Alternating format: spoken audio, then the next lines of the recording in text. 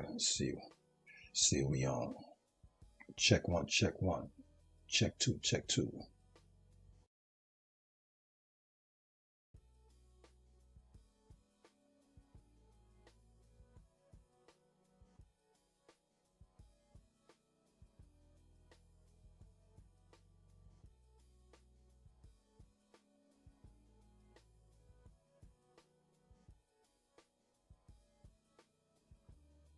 Okay, look like our levels is good.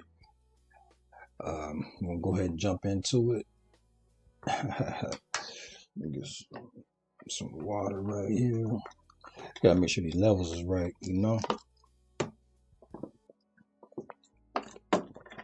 Seems like we're a little hot. Let me see. Turn down a little bit.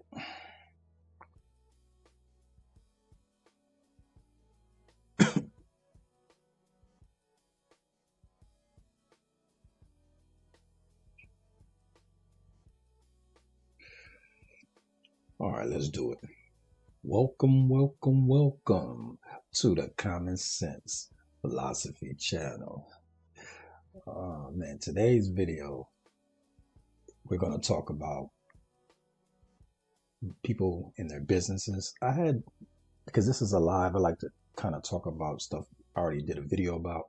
So I did a video about L.A. Reid and Babyface. They had LaFace Records.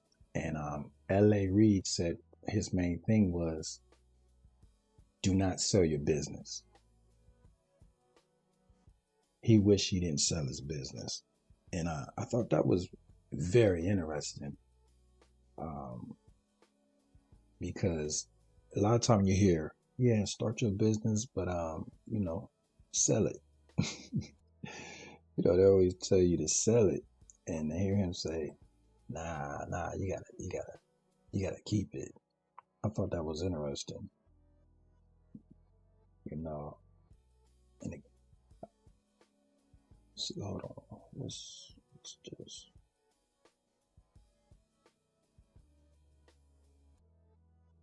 Hold on, y'all. It seems like it's getting too hot. I don't want this for you guys. I don't want your ears like get a adjustment.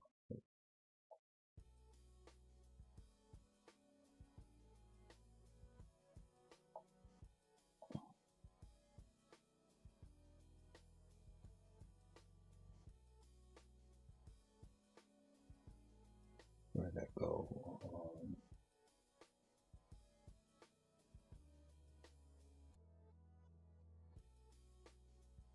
Okay.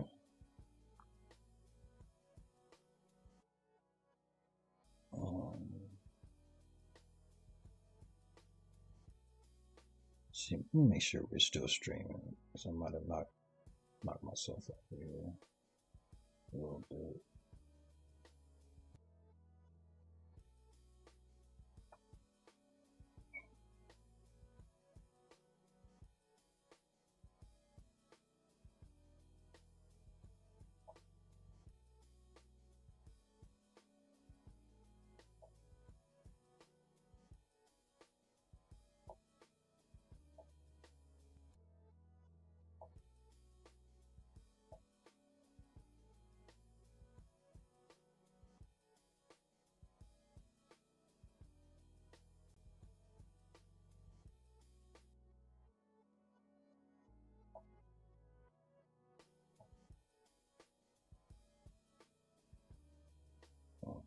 Hold on a second.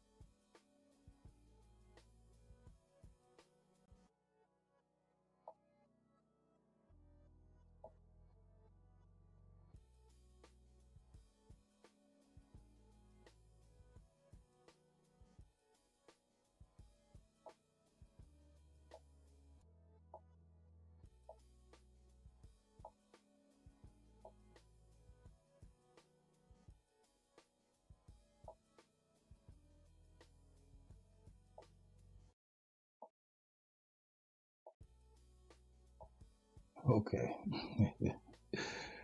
Had to get some control over this. I wanted to be too loud. You know, I know a lot of my people like to listen to it while they're at work or while they're driving their trucks and stuff like that. So I don't want to be booming through the speakers. I don't want to do that to you.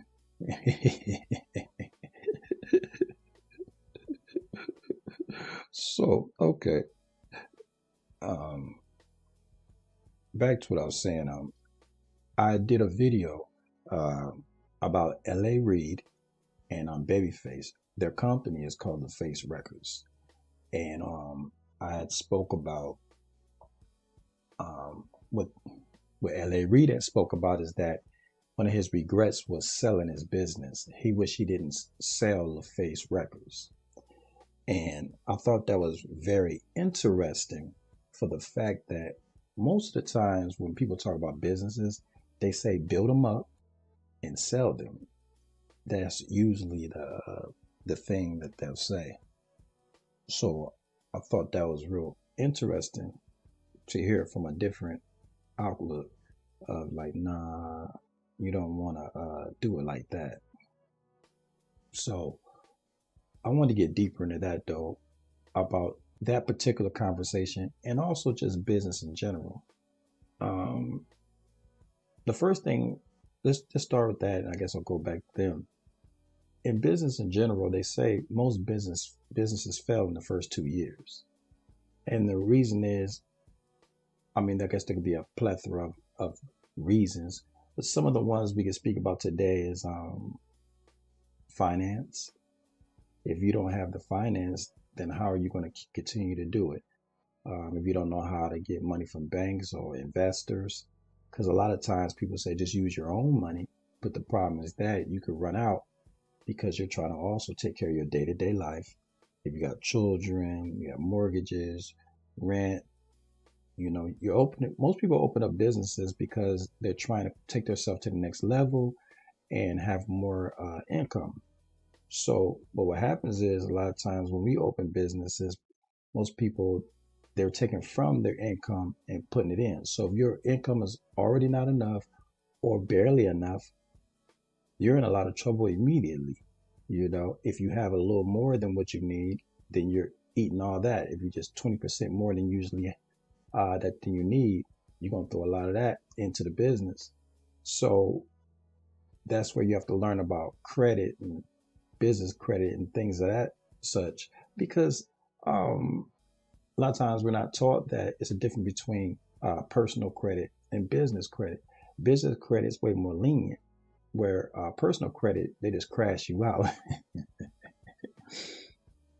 Because, and the reason is because they need you to actually be successful in business, because what'll happen is you'll hire people and you'll help other people be able to feed their families and be able to pay taxes and all those good things. So it makes sense for them to want to give you more leniency as far as business, because it's not just for you, it's for other people. So if you look at it from that standpoint, it kind of makes sense, you know. Because at first it doesn't. You're like, well, why would they, like, for every, let's say, $700 they might give you personally, they'll give you 3,000 plus for a business, and even more depending on what your personal credit score is. But at least 3 times, you can get 3 times what you can get on personal. You can at least get 3 times that more, that increase on business credit, because, like I said, it'll help other people. And so if you, as you're a teenager, you're going into your life, if you have this type of information, as soon as you got a good credit score, personal score, you're going to go start a business and you're going to go get business credit and you're going to grow your business. And that's going to put you far ahead of someone that's using it out of their pocket, even if they're older than you. Most people, because they'll say, well, I'm working, I'm doing my thing, I want to start a business, maybe a lawn service. So what they'll say is, I'm gonna work 10, 15 years, so I'll be able to buy some trucks, some lawnmowers, and things of that such. In that 10, 15 years to build that money, They might have to still pay for funerals. Stuff may happen. So now you have it. They continue to chop their dollar, but eventually they get it done. And now, when you open your business, you don't always immediately start to make the money you need to be even because you put so much into it. You have to. You don't open up a business to just come out even. You open up a business to go bring in a lot more income and to be in the positive. So that's where it hurts a lot of people because even coming in even is terrible. You cannot do that. That's not what this is about. It's about having more because you're about to put hours in, your energy, your time you took from your family. I heard someone say one time, I thought it was so funny. You might have heard this.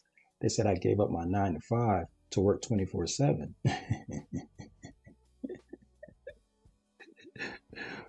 I gave up my 9 to 5 to work 24/7. That's wild right there. You know, and the reason is because you end up working more because you're constantly thinking about it. You could be using your money.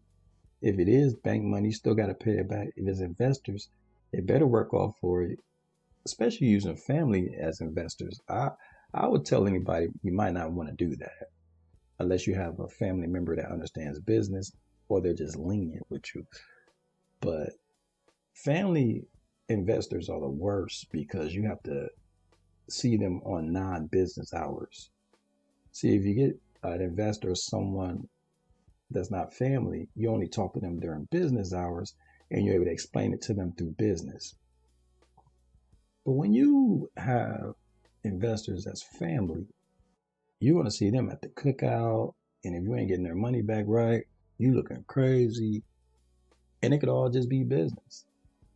And I always tell people, you have to understand when you get money from your family, they don't look at it like you're gonna fail. They look at it like, how much? Okay, I'm getting this back, let's do it. And most time, if they don't understand business, they think it should be 50% or double their money. And 50% or double your money is the craziest numbers. That's not even business. That's causing you a problem. Anybody say, if I give you 5,000, I want 10,000 back. Oh, you better run. And if you tell them you're going to do it, good luck. That's spooky. You should not be a part of that. It's almost something like in a universe that as soon as you do that, it just knows that it's going to crash out. So I would say just avoid that at all costs. That I'm going to double your money. Every year around tax time, you see people start to, I'll double your money and whatever they're doing. And I just think that's a bad habit. Another thing I would say don't do or be very conscious of the time period of paying back. You can't say you're going to double somebody's money and I'm going to do it in 7-10 days. No. You need 6 months, a year and a half, 2 years, 6 months intervals just to give yourself some room, even if you can get it done in a week. Because if you take someone's money, say you'll get it back in a week, they're going to be calling you in 24 hours saying they need their money back. And that's just a mess. It's too much pressure. Also, another thing is, if someone say, I need my money back, I'm going to give you my little piece of money and I need it back. I'm going to tell you right now, don't take their money. Because just that energy on that money is going to stress you out. It's going to make things that could have happened not happen because the right energy don't want nothing to do with that. So they're like, I'm going to need my money back now. You say, yeah, you should keep your money back now. I don't want to do business with you because you already came out the mouth crazy.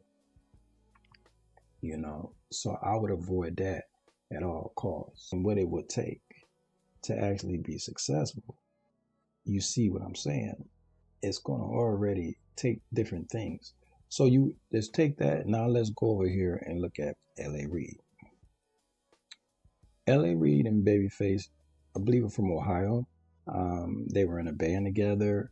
I think they were called The Deal. So The Deal did very well. They had a song called Two Occasions and other songs. I think it was Shoot 'Em Up Movies or something like that. But they had some success and they went on and started LaFace Records in Atlanta, Georgia.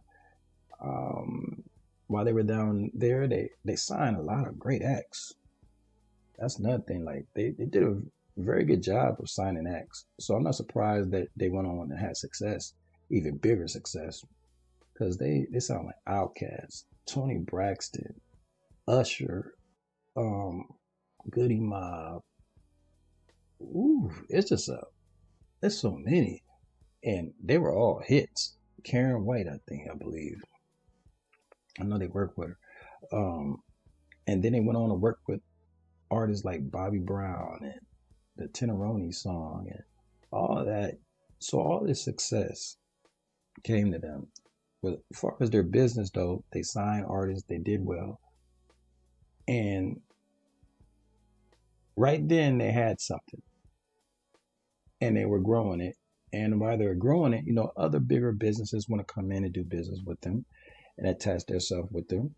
And that's pretty much how people did it. So they did it like that. And then eventually, Babyface didn't really like the feeling of signing artists because sometimes the artist deals didn't go very well. But it was just the way that the industry's built that they would get these type of deals. So Face didn't really like being an executive. He just liked being able to write and produce. Where L.A. Reid enjoyed being an executive, even though he was a musician and wrote songs too. He ended up going on and becoming an even bigger executive. So what they did is they sold the company, parted ways. He went became presidents of other companies and CEOs of other bigger label conglomerates, and Face went on to write and produce and write some of the biggest songs out there. It all seemed like it made sense at the point. But as time went, and they both have reached their peaks of success, they look back now, especially L.A. Reid, and he says of all the success he had and all the money, he wished they wouldn't have sold LaFace Records, because with LaFace, he would all those people he signed for other people's labels that he ended up running, they could have been at LaFace Records.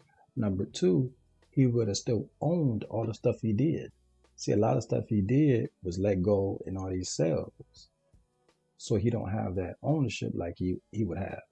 So right now, he don't own LaFace Records. He don't own it.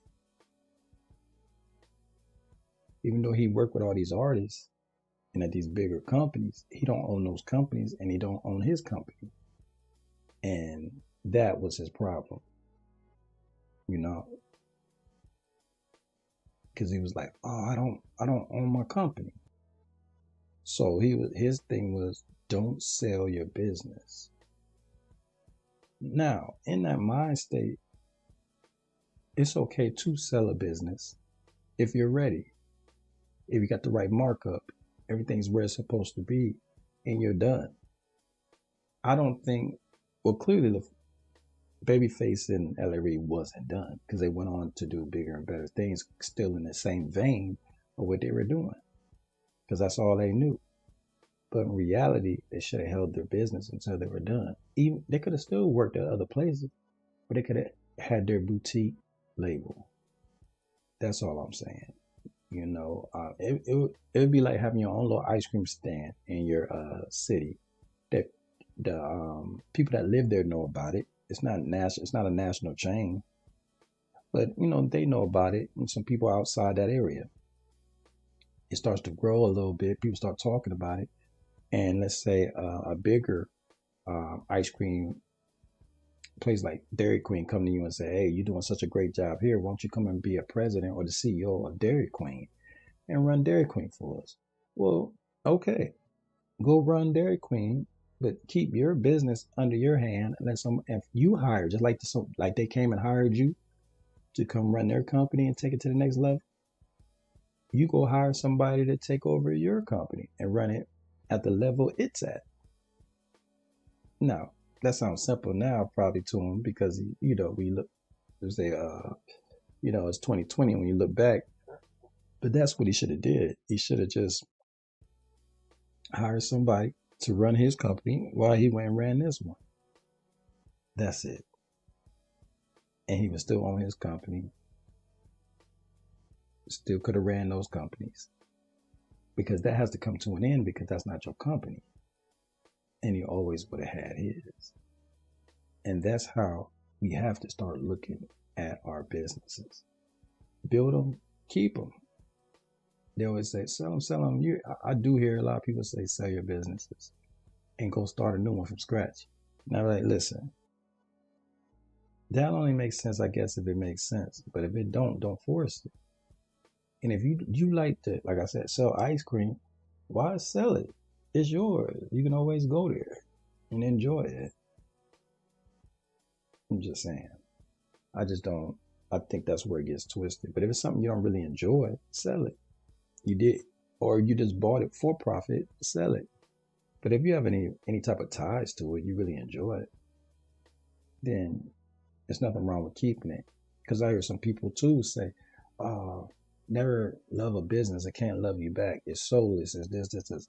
I hear what you're saying, but if you care about something, you care about it, and that's the one you hold to. You so you have other businesses that you don't care about like that. It's all just business. It's not personal, and that's how you can run your way through that. Now let's go into like people that do hair, they get salons and stuff like that. I see a lot of people getting in trouble with these salons because they know they have the craft, right? They understand how to do the hair. And I'm saying salons slash barbers. They're kind of the same. They understand the craft of how to do the hair, make the client happy, things of that such. But they can start going wrong when they with their price points and how much things should cost, how much what's the value of this, how long this gonna last. They put more on the outlook of the company marketing it for what it looks like than what it is. They need to figure out the numbers and understand how to hire people for booth rent, the taxes, how what they buy up under the company. Make sure they got the structure by LLCs and corporations, whatever they need to do. Make sure all that is valid, because that's very important. You need to see. Well, let's break it down. LLC is a limited liability company. You have your Inc., which is a corporation. Some people say S corp. I'm going to break down in it for the taxes. You want to get these things in position before you start making a dollar, and that becomes the problem too, because most people don't even start structuring their company until after they already start making money, because they already had an open house, they already gave away chips and dip and a little bit of drink, they put the ribbons up, played the music, and did the dance, and they still don't have anything structured. And really got to stop doing that. Everything should be structured. I'm not gonna say you have to have your name trademark, but it should make sure it's your name. Make sure there's nobody else down the street with the same name or around the corner. Due diligence. That's what I'm saying. Due diligence concerning your business, because you're spending all this money and then find out you don't even. It's all type of things are going wrong. So I would definitely get with the Secretary of State or wherever you're from and have that paperwork done right. I would definitely knock that out first. Get that done, secure that before you start spending money everywhere else. Because in some places it might cost you $50 to $100 to secure the paperwork. So secure that first. Then go on and start handling everything else you need to handle. Because to jump out here and not get those things, and you see this a lot. You see people all the time put up Larry Boom Bap barbecue joint, and it's just a sign they put up, but they don't have no paperwork. They don't have nothing technically right. Sometimes they don't even have an inspector come in to make sure just everything's off. And then they wonder why things fall apart within that 2 to 4 years, 1 to 4 years. You can't buy all the products, the chicken, if you're having a barbecue or ribs. You can't buy all the product out of your pocket. It's going to put you in a real compromising position. in my opinion, I would say go get some use OPM, other people's money, but I would say go to the bank and get their money. Now I know many people gonna disagree with that, but no, you should use your own money. If you can't buy it 3 times, you shouldn't do it. Forget that. But my thing is this: if you have some money and you could open it yourself, why not go to the bank and use their money? That way, you always got your money just in case if you need it. I say use your money to pay the note and keep everything going. You know, $10,000, you might only have to pay a couple hundred a month. So you already had the 10,000. Now you can milk it through just in case we need other things. That's the thing about business too. You don't know what you're gonna need. You have no idea. You have no idea what you may need or what can take place while you're growing the business. So you cannot look at it from a standpoint like, I'm just going to just spit out my pocket, because what happens is once you spend all your money out your pocket, now you need some more. Now you want to go get credit. Now you want to go get credit. And you're not going to be able to even, your mind ain't even the place that you can keep up with the bill, and now everything's crazy.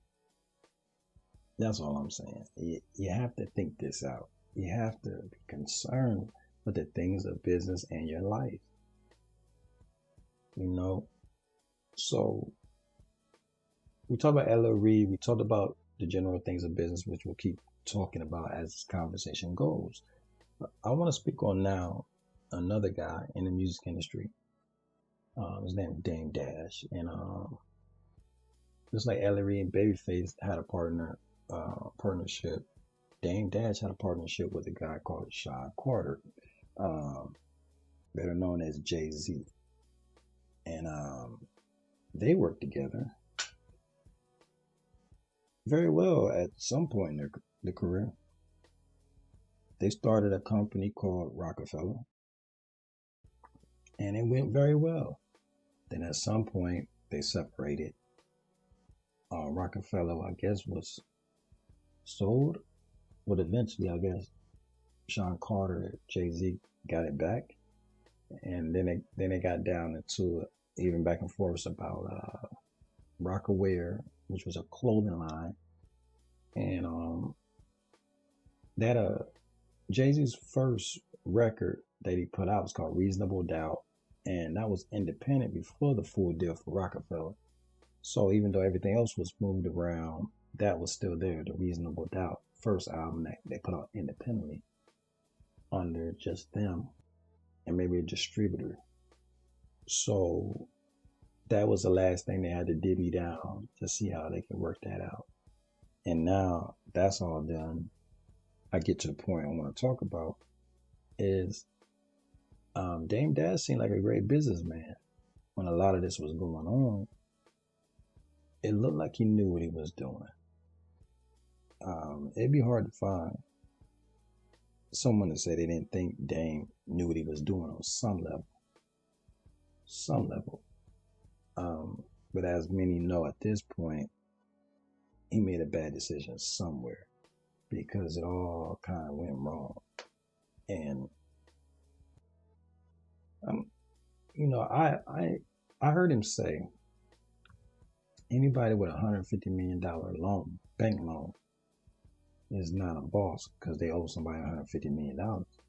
And I was like, no, Dame, I like what you do as far as a businessman, but you're supposed to get loans. And let me say this, because you might not agree that you're supposed to take loans. Let's say this. You must be in a really good position for the bank to give you a $150 million loan. Let's just be honest about that. Most people can't get $1,000. They can't get $1,000. So if somebody can get 150 million, not 150,000, 150 million, I don't know if I'm calling them broke. I just don't know. That's what I'm calling them. I'm saying they must be handling their business, and they're not in default. So that's what I would say. You guys are handling their business. But I heard him say, if you got $150 million loan, you're broke, and things of that such.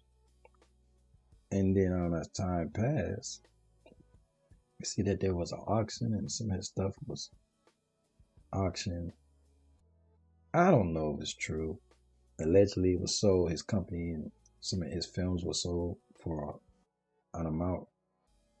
This is what they're saying: $100. I don't know if that's true. I wasn't there.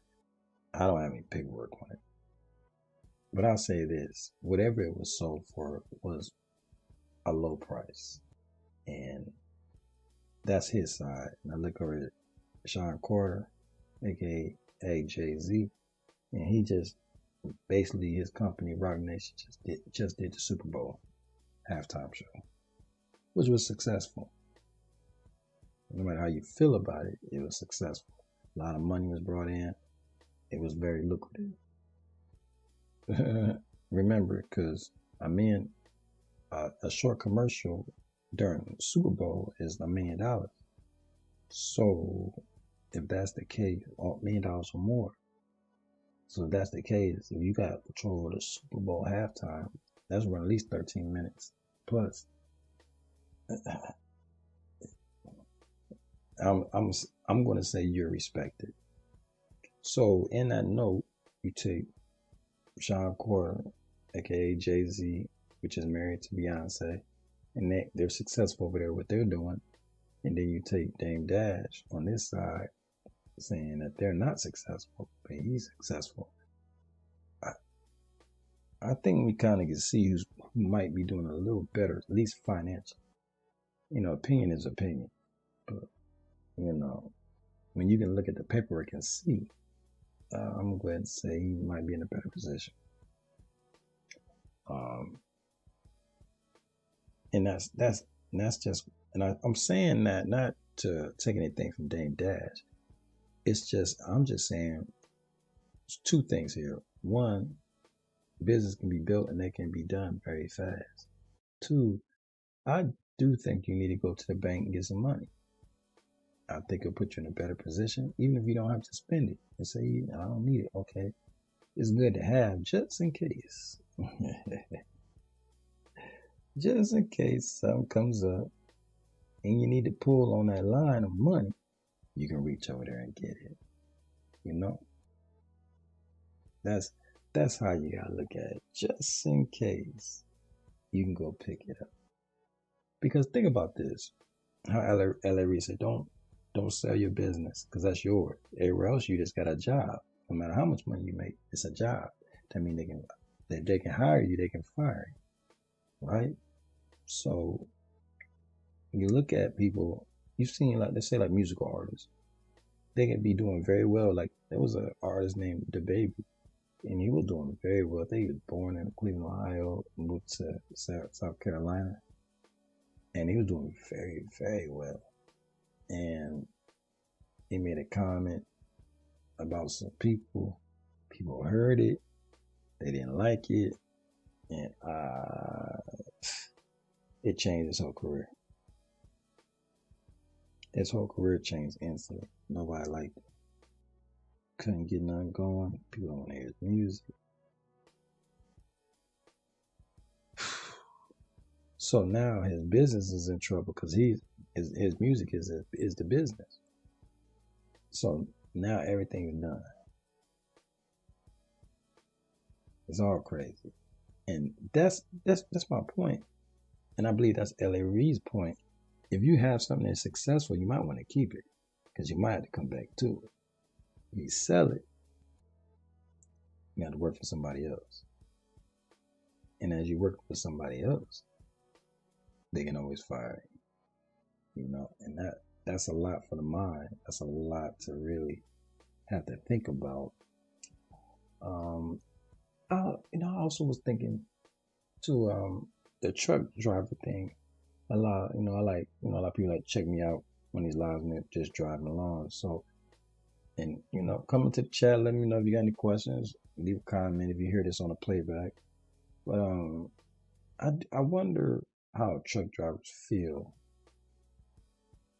about not owning their rig, or if they own their rig, how they feel about going to drive for somebody else and letting somebody else drive for them, their rig. Just wonder how that would go, because that's kind of what we're talking about today. But I can see people like, no, it's my rig, I'll drive. But it'll be two incomes if somebody drive that one and you drove for a company. It's all perspective. And it all comes down to what actually are you after?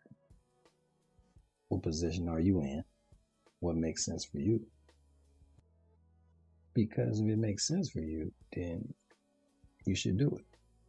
If it doesn't, then don't. I was also thinking about too, Babyface ended up going to court with, first TLC sued LaFace Records, and then Tony sued LaFace Records, and Babyface came, and the judge asked him, the judge said, not as an artist, not as the executive of the business. I don't want to know how you feel as far as an executive, but far as a person, a human being with a record deal. Do you think that she was robbed, that she should get more money? And Babyface Edmond said, yes, I think she was robbed. She deserved more money. Now, because of that, she ended up winning, and she ended up getting more money. Because the actual executive that signed her to the deal said that the deal was fair. Now, for me, I'll say the deal was fair. People say, why? I said, well, she signed it. She knew what she was into. And no, she didn't. Yes, she did. Yes, she did. She took it for what it was. And all this coming back later, trying to get money out of people, I just don't agree with it. You signed it. You got to roll with it. But clearly she said no. So they went in, Babyface went in with her, and yeah, she won her money. Now, I know that was weird, but I guess he just had enough of the artist basically getting the short end of the stick. And I can kind of get that. I kind of get it. He wanted to see something different. So you look at all the artists prior, artists during that time, because TLC did a big thing, because they had won all these awards. I think it was the Grammys. And then after the Grammys, you go to the back and they keep asking you questions. And they basically told them, we're broke right now. As we stand here with all these trophies, we don't have any money. And that was one of the first times a lot of people was like, what? What do you mean you have no money? Like, no, right now we don't have any money. As TLC traveling the world, all these number ones, can't turn the radio on without hearing them. And the whole time. So when you look at it from that standpoint, to understand this business, that the entertainment business can eat you up. So you take TLC saying that they didn't have any money, they were almost bankrupt. Toni Braxton got her money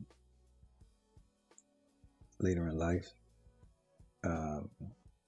So you see that these contracts are just sound crazy, but it's just business.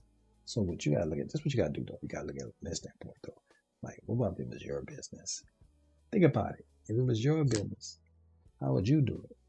How would you handle it? You know?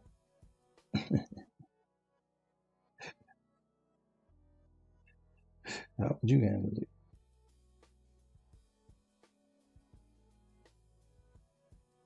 I mean, I think that's what negotiation is about. You don't just sign it and then come back and complain later. Whatever you agree with, it's already been negotiated. And I think when people started just going back and forth, that'd be the problem. And I'm not saying you can't work a better deal after one negotiation, but when you start being showing malice and trying to tear things apart because you feel like you need more, that's where I think it goes a little crazy. You know, I think that goes a little crazy because you already agreed with a smile on your face. So, like I said, so even as far as business as a structure, I gave it an LLC, incorporation, incorporated. You can or you can do like a S, um, a S for your tax side. As corp, you can keep way more money, and overall, by doing things with structure right, it might seem a little harder at first, but when you go ahead and do it, the flow of it gonna be so much better. Get the right people to work with, and just set yourself up for success, not failure. Set yourself up for success. Take the time to put things properly together so you'll be able to win. You can't win if you don't stop and put some preparation, some time into it, you know? So that would be my thing. You have to take the time out, put it together, make sure you got something, and let's get going. And I don't think there's too much of anything. Because I always hear people say, don't get in nothing that's already got a lot of excess people into it. And I always think like what, like chicken places. Just I don't think that makes sense. Everything you could tell me is out there. There's multiples of it, multiples. So I have no idea why people say that. If you want to do it, go ahead and do it. You can literally sell water to people and they'll buy it. Think about that. You can sell somebody water, they'll buy it. It's like you can sell somebody air, they'll buy that.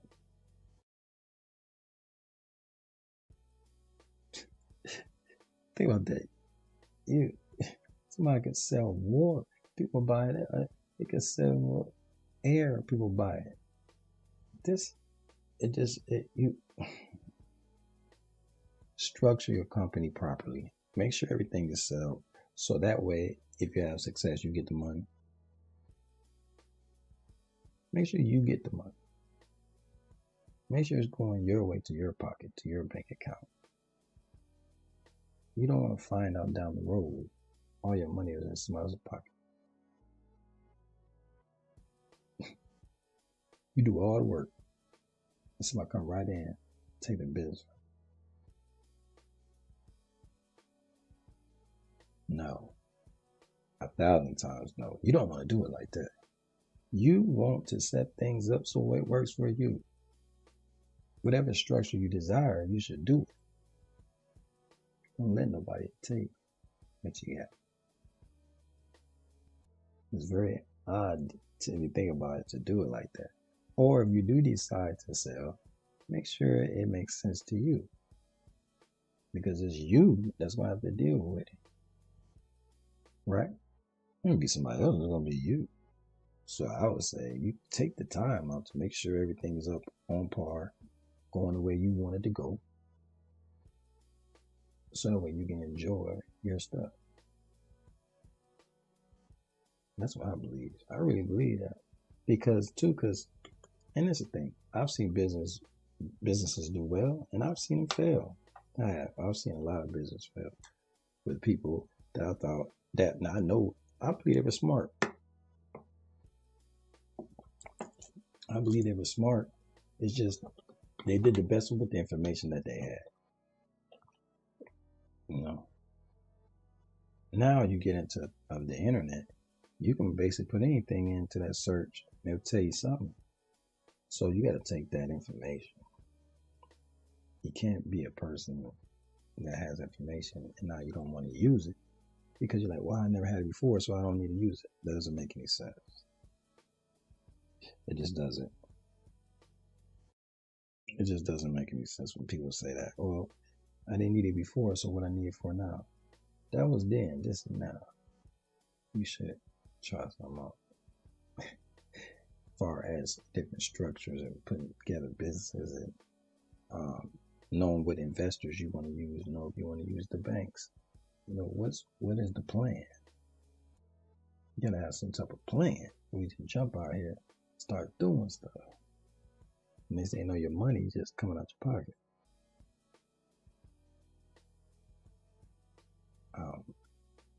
I was thinking about this one guy. He had started his business, and boy, he really, really worked hard to build it. I remember he got the place, he leased it, he painted it. Man, got all the stuff. I say the fixings. He want to have his barbecue joint, and he really took time. But that thing didn't stay open long than 30 days. Cause it was a little line before family and friends, but then that slows down, and now it's just you. And you're asking yourself, well, all that money.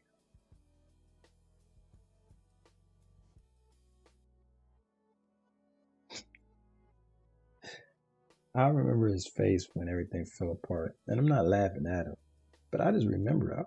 That was crazy. Because when I tell you he put everything he had into it, and to watch it all just fall apart, it was just crazy. So I would say this. Sit down, get you a piece of paper, write down what you're after. Make sure you really want to run a business. At that point, if you really want to run this business, then most likely, if you're starting from scratch, is your business. It's coming from your mind state, your soul, your heart. You're attached to it. Just saying. Think about it. You're attached to it right then in the pre-plan.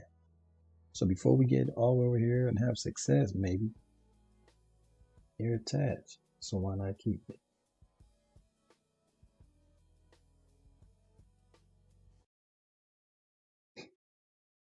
I'm saying you're already tied to it. And it's like, if I have one bit, it's like if you have a lawnmower company, well, not lawnmower, but lawn care. You enjoy it. You love the smell of fresh grass cut. Just things you just enjoy. You would enjoy it anyway. Okay. You got lawn care services. It's doing well.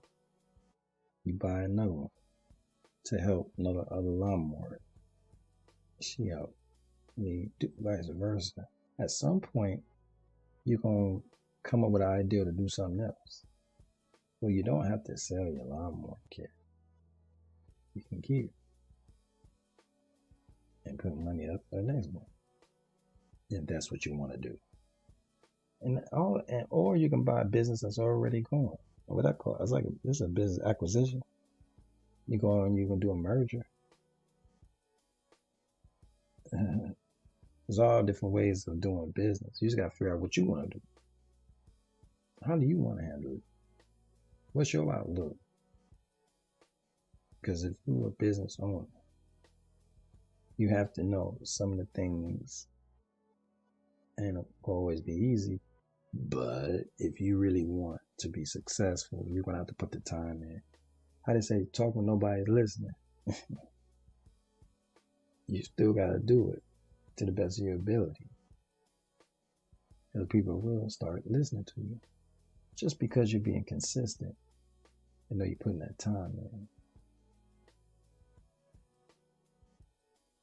So, is there anything else I want to talk about here? It's so important. Anything I talk about, if you guys leave a comment or in a chat, or if you hear this on a replay, you leave a comment, I'll go and answer it. I'll speak more about it next time. These lives, I'm kind of just doing them and talking about subjects. I'm just calling them my live broadcasts because I'm just putting them up. And I want to see how it sounds, how it looks. As you see, I'm coming on and I'm talking. You hear me talking in the background because I'm here and I'm figuring out the equipment, figuring out what we need to do to make it sound good and make it work. It's a process. And I'm letting people see my process, how long it's going to take me to build the channel and everything. I'm going to give myself some time to do it. And I think that's another thing. People don't get it sometimes. They're like, oh, enough people ain't coming over this. That's not what it's about. And I don't believe in making your friends and your family have to watch every video. Man, if you catch it, you check it out. Cool. If you don't, you don't. I think you should get out and let people find you and enjoy you on their own. Now that can be scary because you're like, what? I don't know, nobody gonna like me. But the thing is, you want you want other people to promote your stuff and push your stuff.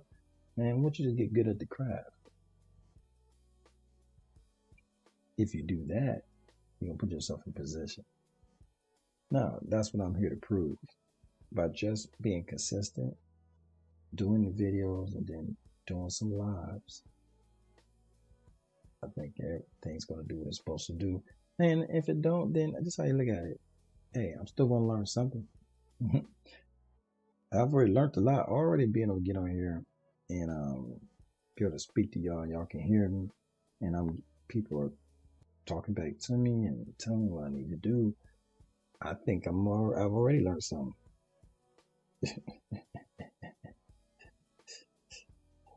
You know, just the fact that I met so many beautiful opinions, perspectives, and some aggression too. And that's fine. I don't think nobody's wrong to speak their mind. That's another thing. I'm the perfect person for this because I can take criticism. I can take congratulations. It's all good. Because I think the number one thing is, remember, you're trying to grow. You're trying to learn. Anything else you already did. And that's the thing. So you continue learning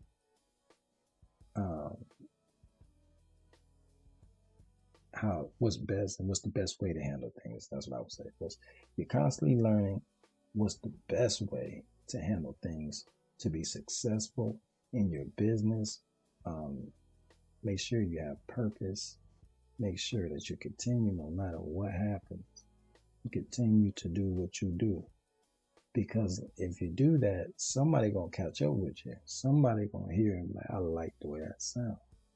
And that's where your success lies. And make sure your stuff is structured right. So if you ever make any money or anything happens, as far as funds and finances, they'll come to you. And I get it, when you first start YouTube, you're excited because you want one of those checks.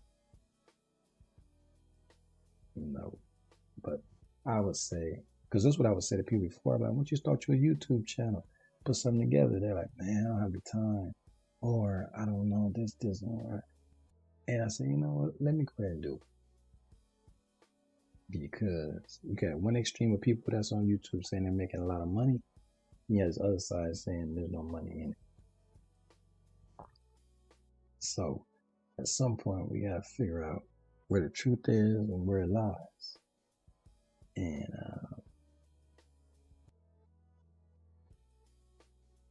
I think if you take that information, it's gonna set you off and put you in the right direction. So let me go back and let me round this up. As far as L.A. Reid, a great businessman. I know he's had his controversy, but that comes with being in power. You're gonna have some issues, maybe not those, but you're gonna have some issues. I think Babyface has continued to be very successful, writing hit songs and producing records, definitely doing tours, and like he's in good health. I didn't know. I seen it in 2016. I guess Deal did a reunion show. Thought that was great to see that. I saw that on the internet.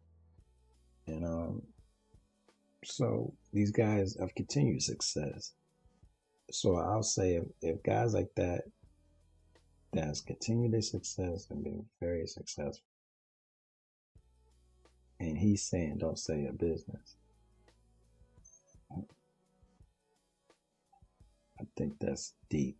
And we all should take advantage of that information when we're starting businesses and learn from it. and set your business up to grow, to be successful, and deal with it as a successful business. So don't look at it like, oh, it's just my little business, because somebody else will look at that and be like, I'll take that off your hands. They're like, hey, if you don't think it's that, I'll take it. Because remember, they're only coming over there to work with you because of what you're doing with the business. So let it go. I think you're not seeing far down the road from what it is. I really do. I think that's the biggest thing. You couldn't be seeing down the road if you're not structuring your deal right. And you need to see who you hire and fire. You need to see if you need to hire yourself. You need to really pay attention to what you're doing and be focused, And that's my opinion of it. So, thanks for coming by to the Common Sense Philosophy channel. Like and subscribe on your way out. Hope you enjoy what I talked about. I just talked about different things, jumped back and forth. I actually put a basic video up, so you can go listen to the basic video if you just want the short, quick version. This the longer version, like I said, for my truck drivers or people that's working in those warehouses, just want something. They want to talk real quick. They want to hear somebody talking. I hope I helped out. I hope you got something out of it. I just let it ride, let it do what it do, let the information flow through. And that's what God said you would want me to do. So that's what I'm going to do. And I have fun doing it. I have a lot of fun doing this. Trying to make sure we get at least one a week, if not more. And just continue to do it. Hopefully it'll save on there. You guys can catch the rewatch. If not, then those that heard this one. I want to send a salute out to L.A. Reid, Babyface, and whoever else I spoke on. That's their business, and I'm glad they shared their talent and their business with us, and their wins and their losses. Because by them sharing these things with us, it gives us a chance to understand what's going on in the world and see how we would move in those positions. So thank you guys very much for checking me out. Like I said, like and subscribe. I'll talk to you guys soon. Thank you for your time. Yep.